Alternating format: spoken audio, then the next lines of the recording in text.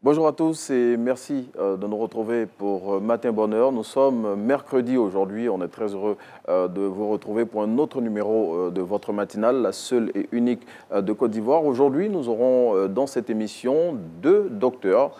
Un qui viendra nous parler de vagues migratoires en Libye et des répercussions sur ces migrants qui empruntent le chemin de la migration. Et une autre qui viendra nous parler d'activités en relation avec les enfants. Mesdames et messieurs, bonjour et bienvenue à Matin Bonheur.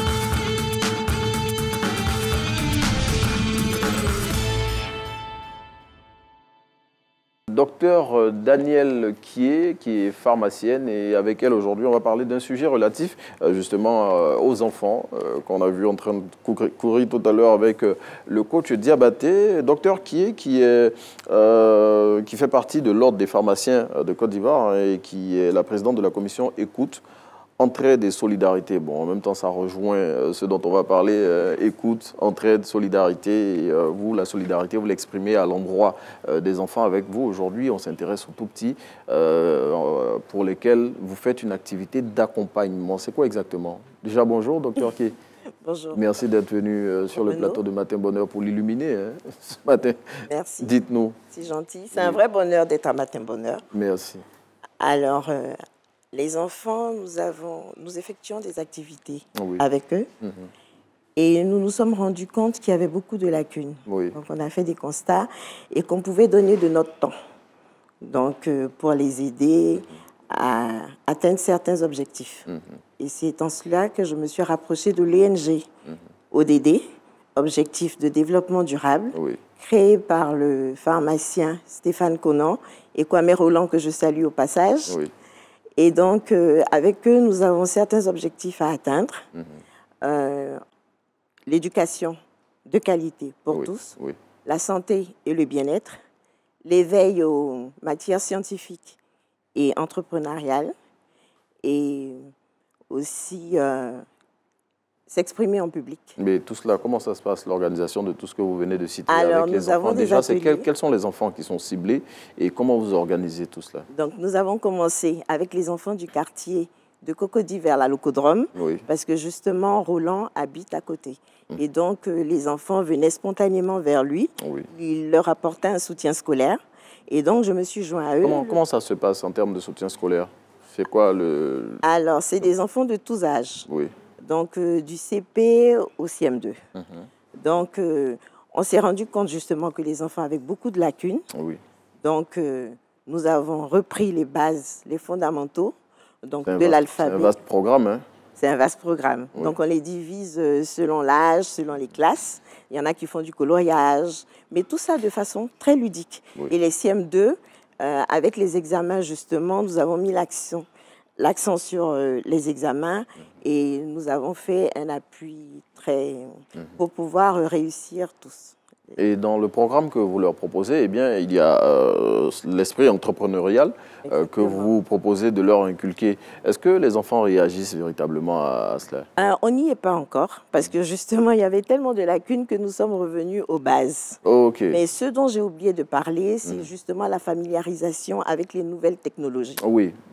Voilà. On a dit, hein, les analphabètes de cette ère-là, c'est ceux qui ne maîtrisent pas l'outil informatique. Exactement. Donc, à cet effet, nous avons un ordinateur que nous envoyons pour essayer de les faire déjà connaître l'outil informatique. On le voit ici sur l'écran, hein, les enfants qui s'intéressent véritablement aux activités, on le sent sur les visages. Exactement. Et ils sont très intéressés. Voilà. Mais je veux dire, vous avez dit c'est dans la zone de la Locodrome de Cocody que vous avez commencé. Vous êtes toujours dans ce périmètre-là? On était là et quand il y avait les aléas du climat, justement, quand il pleuvait, on ne pouvait pas. Parce que vous le faisiez à l'air libre? À l'air libre au début. Et donc, on a pensé écrire à l'Éducation nationale. Au ministère de l'Éducation nationale. Au ministère de l'Éducation nationale, qui nous a répondu favorablement. Et donc, l'inspectrice nous a reçus et donc nous a octroyé un endroit dans l'école Château d'Eau. Donc, on a Cocody, eu d'enfants à l'école Château d'Eau, près de la Locodrome. Oui. Donc, ce sont les enfants de l'école qui viennent, qui ne font rien le mercredi après-midi. Et aussi, surtout, je pense, ceux dont les parents sont au marché de Cocody. Parce que pour beaucoup, ils nous disent que les parents sont des commerçants. Donc, ils viennent passer le temps, mais de façon ludique, mais aussi en apprenant. En apprenant, et voilà, puis... c'est ça le plus important. Je veux dire, il y a l'outil informatique, il y a l'esprit entrepreneurial. Vous avez dit que pour le moment, c'est un stand-by. Pour le moment, il n'y est pas encore. En attendant on a commencé à bien s'exprimer déjà. Oui. Et je leur inculque aussi le désir de la lecture, l'amour de la lecture. Et ils sont très intéressés. Donc, je leur donne des livres qu'ils lisent, ils viennent, ils nous font le compte-rendu, on en parle. Et donc, tout ça est très intéressant pour eux. Pour nous aussi, c'est très enrichissant. Et donc, on se rend compte qu'ils ont vraiment un grand besoin. Parce que la lecture, c'est l'évasion, mais c'est aussi la culture. Et j'imagine que vous êtes à un rendez-vous du donner et du recevoir, parce que vous êtes avec les enfants. Exactement. Chacun apprend à son niveau, j'imagine. Exactement, chacun apprend à son niveau. Mais qu'est-ce qu'une pharmacienne va chercher dans une activité pareille? En effet. Alors, grâce à ma profession libérale qui me donne quand même du temps, mais j'ai quelqu'un à la pharmacie qui s'occupe de la pharmacie pendant ce temps. Et maintenant, mes enfants sont grands. Et donc, vous avez un peu plus de temps. Voilà, j'ai beaucoup de temps et donc je le consacre aux enfants. Je pense qu'ils ont besoin de moi et j'incite beaucoup de personnes à venir nous rejoindre. En tout cas, à vous rejoindre à l'école Château d'Eau de Cocody, vous avez dit. Est-ce que le noyau d'enfants avec lesquels vous avez commencé, j'imagine qu'il a grossi, ce noyau-là. Vous avez parlé des enfants de l'école de l'EPP Château d'Eau, c'est ça, hein, Château d'Eau de Cocody. Mais il y a les enfants de Cocody Château d'Eau Est aussi qui viennent, enfin les écoles environnantes et les enfants qui habitent aussi le quartier. Et les enfants des femmes qui vendent dans le marché aussi. Et comment les parents réagissent à cela? Ils réagissent assez bien, mais ils ne viennent pas beaucoup. On aimerait bien qu'ils viennent voir un peu ce que les enfants font.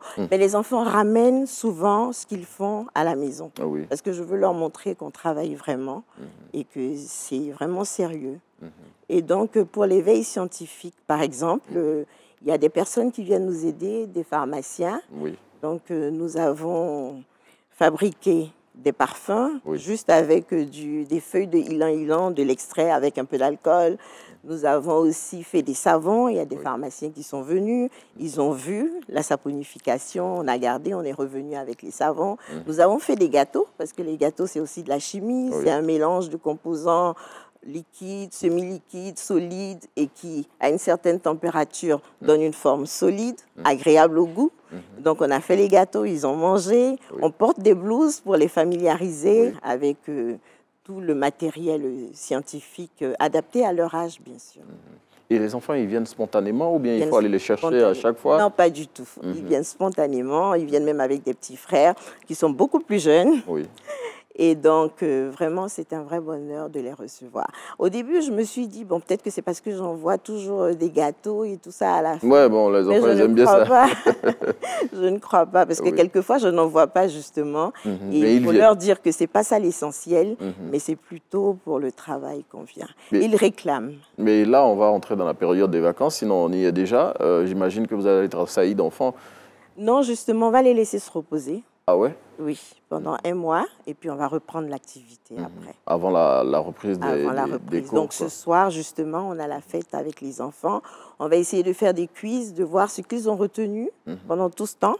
Et puis en fonction de ça, on va les gratifier, on va leur donner quelque chose. Mais pour vous, qu'est-ce que cela représente d'encadrer les enfants comme ça, de les accompagner? C'est très important parce qu'on leur apprend le partage, parce qu'ensemble, on essaie d'avoir une activité de partage ensemble. On leur apprend la solidarité.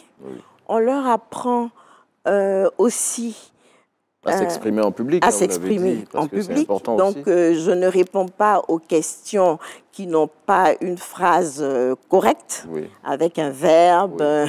Vraiment, je tiens à ça. Et des formules, une phrase bien construite. Et donc, on essaie de suivre la devise de la Côte d'Ivoire, union, discipline et travail. Donc, on les met en rang pour pouvoir prendre le goûter et beaucoup, beaucoup de travail. C'est intéressant tout cela. Et vous ne le faites pas seul, vous l'avez dit, vous le faites avec l'ONG Développement Durable. ONG Développement Durable. Qui a commencé l'activité. Hein. Exactement. On ramasse même les ordures. Donc on voit des gants, oui. Et ils sont très contents. Et je vois qu'ils ont... Ce sont des cours pratiquement citoyenneté. Hein. Exactement. Et ils savent que c'est pour leur santé. Donc maintenant, même quand on n'est pas encore là, ils viennent, ils nettoient la salle spontanément. Et donc, tout à fait... ils ne se rendent pas compte que ce sont des valeurs qu'ils apprennent comme ça, mais je pense que... Mais je veux dire, inculquer à la base aux enfants qui sont l'avenir du pays, toutes ces notions-là. Exactement. Voilà, c'est intéressant. Et je veux dire, c'est quoi l'objectif véritablement de cette activité? L'objectif, c'est de toucher certains pour qu'ils puissent, dans leur communauté, dans leur environnement, aussi diffuser toutes ces valeurs. Et donc, on a des personnes qui sont venues nous aider de façon bénévole et qui ont ouvert aussi ces centres d'intérêt. Vous avez fait des émules? Oui, on a fait des émules. Donc, il y a une jeune dame qui était avec nous, qui maintenant à Yassap fait ça. Et nous Yassap, c'est dans la région de Dabou, dans le département de Dabou, c'est ça? Dans le département de Dabou, exactement. Ah, on salue les populations de Yassap, hein, si elles nous regardent ce matin. Et on la salue aussi. Et donc... Et il y a une bibliothèque à Yopougon, il y a une autre bibliothèque aussi à Bobo qu'on ira visiter.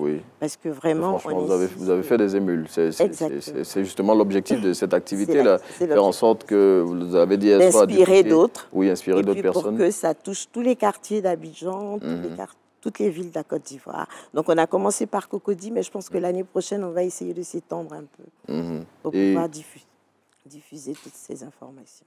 Et je veux dire, quelles sont les communes qui vont avoir la chance, vous parlez de vous étendre? J'imagine que les personnes qui nous suivent ici, qui trouvent ce que vous dites très intéressant, se disent, mais attends, à quand notre tour? Ça sera où peut-être?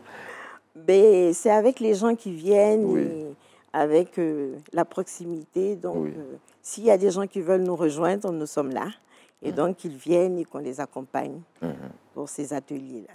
En tout cas, atelier, j'imagine, fort intéressant, pour lesquels les enfants font une mobilisation exceptionnelle, hein, vous l'avez dit, les enfants. Pour le moment, les plus chanceux, ce sont ceux de Cocody, de l'EPP Château d'eau, voilà, qui bénéficient de cette activité qui est organisée par l'ONG, on va rappeler le nom de ODD, Objectif de développement durable. De développement durable, que vous appuyez aussi. Exactement, dont les principaux objectifs sont la santé et le bien-être pour tous et l'esprit d'éveil entrepreneurial et scientifique. En tout cas, merci. Docteur Kie Daniel d'être venu nous parler de cette activité d'accompagnement et de soutien scolaire aux enfants qui se passe pour le moment à Cocody. Et Docteur Kie Daniel, je le rappelle, qui est membre de l'Ordre des pharmaciens de Côte d'Ivoire et qui est présidente de la commission Écoute, Entraide et Solidarité. Merci d'être venu sur le plateau de Matin Bonheur. Et puis on espère à bientôt pour avoir la suite de cette activité que vous menez avec les enfants. On part pour l'invité du jour.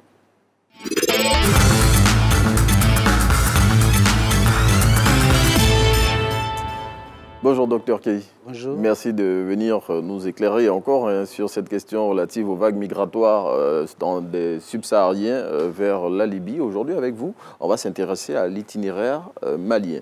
Effectivement. Il faut savoir qu'au départ, lorsque des individus se proposent d'être candidats à la migration, ils ont des itinéraires qu'ils empruntent. Et ces itinéraires sont en quelque sorte le résultat de leur choix de destination. Vous voyez un peu.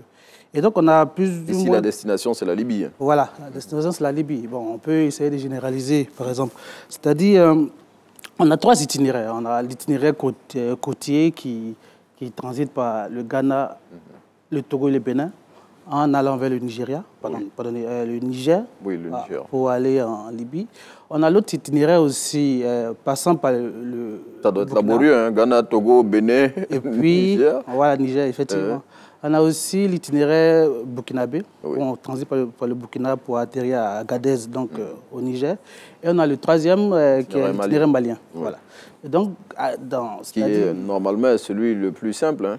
Oui, effectivement. Mais au départ, c'était l'itinéraire nigérien, passant par le Burkina, qui était le plus emprunté.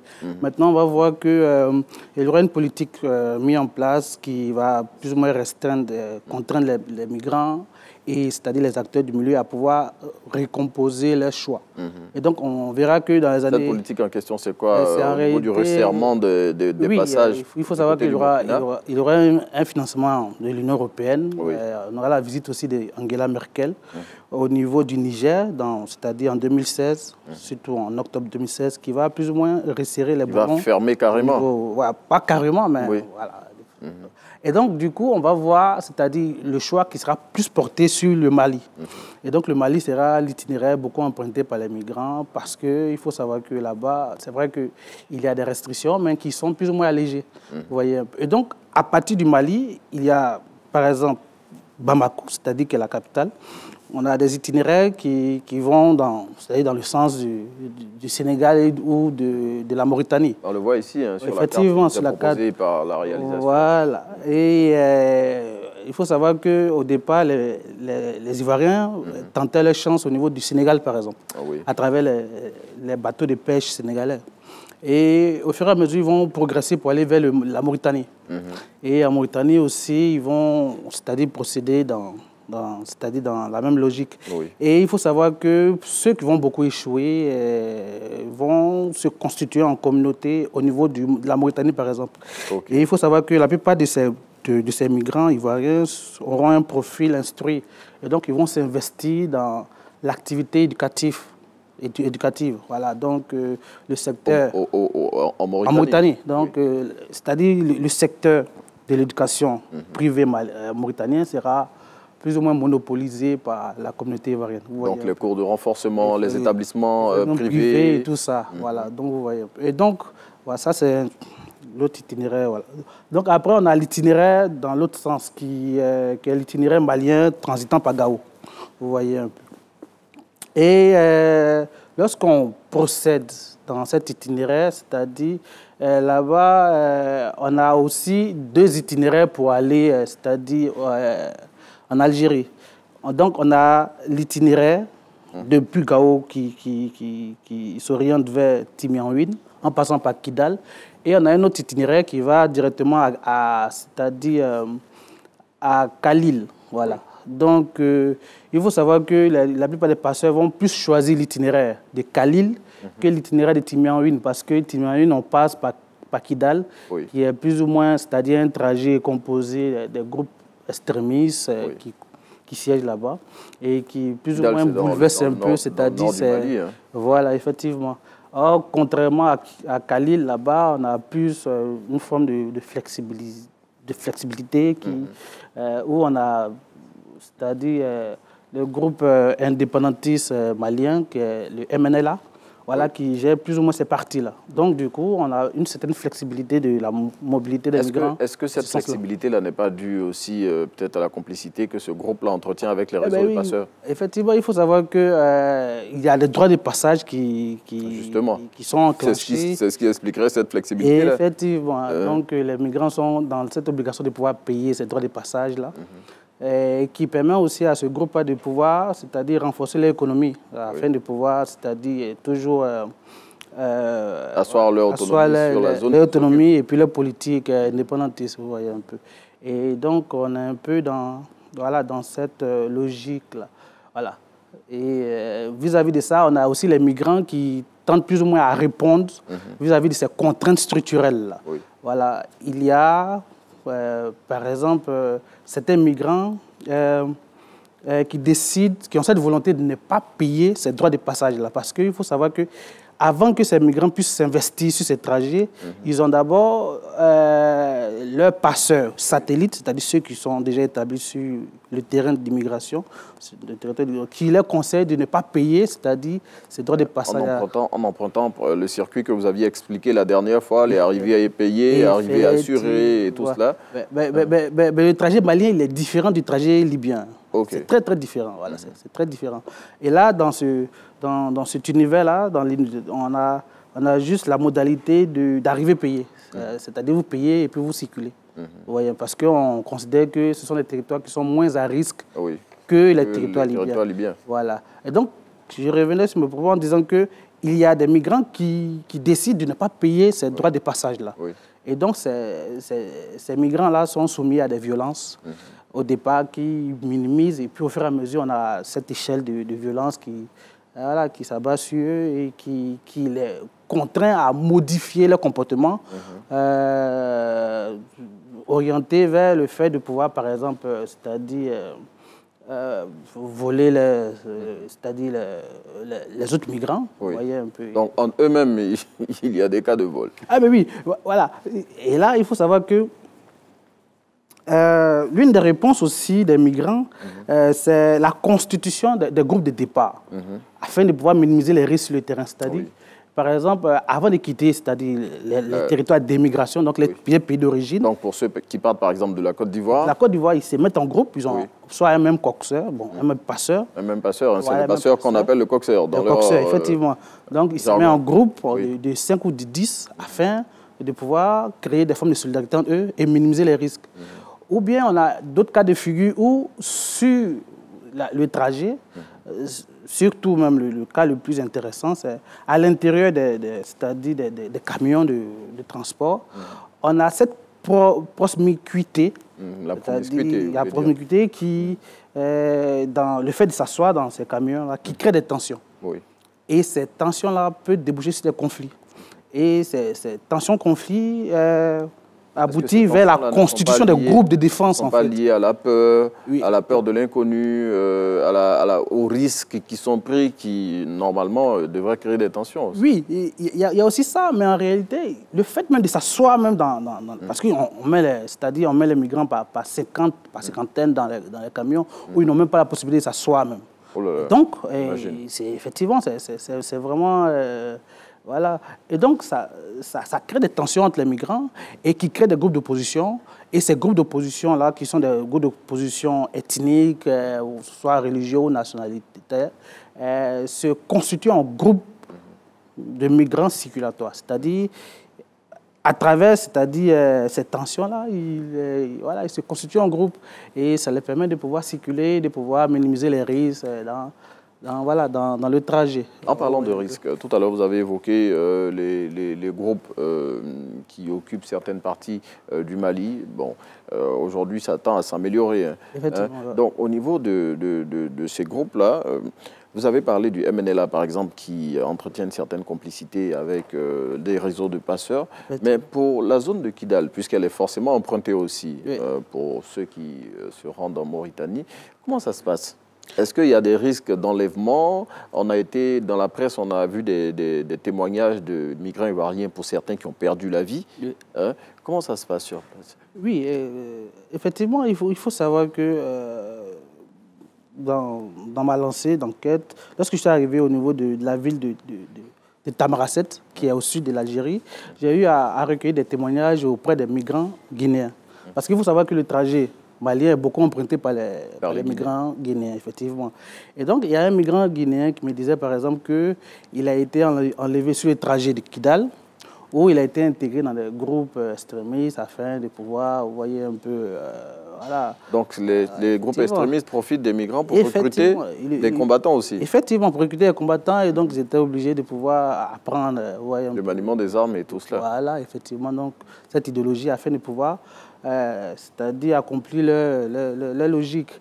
Et donc, il faut savoir qu'il a réussi à s'enfuir et il a atterri à Tamaracet, où il est devenu le gardien du foyer de Tamaracet. Donc, il faut savoir que le trajet de Kidal est très dangereux par rapport au trajet de Khalil. Bon, en même temps, ce n'est pas une invitation à la migration irrégulière. Oui, non, c'est pas une invitation. Voilà. Merci infiniment, Dr Key, je le rappelle, sociologue de la migration et spécialiste de la Libye et des dynamiques transfrontalières. Merci infiniment. Vous restez avec nous. On va rappeler les infos jour J. Aujourd'hui, la ministre du Plan et du Développement, Nialé Kaba, sera face à la presse en ce mercredi 8 juin 2022 pour présenter le groupe consultatif pour le financement du plan national de développement 2021-2025. Et au cours de cette activité, eh bien, elle déclinera les articulations de ce plan national de développement sur la période, donc on l'a dit, 2021-2025, et de cette activité qui va permettre à la Côte d'Ivoire de mobiliser 59 000 milliards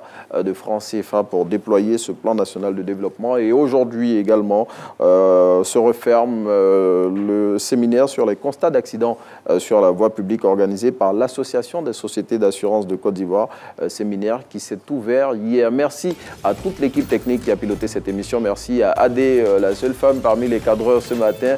Merci à Angelika Aura, rédactrice en chef de Matin Bonheur. Et merci à tous les hommes qui nous ont accompagnés. Merci à vous qui avez regardé cette émission. On se retrouve demain, Dieu voulant, pour un autre numéro de Matin Bonheur. Bonne journée sur RTI1.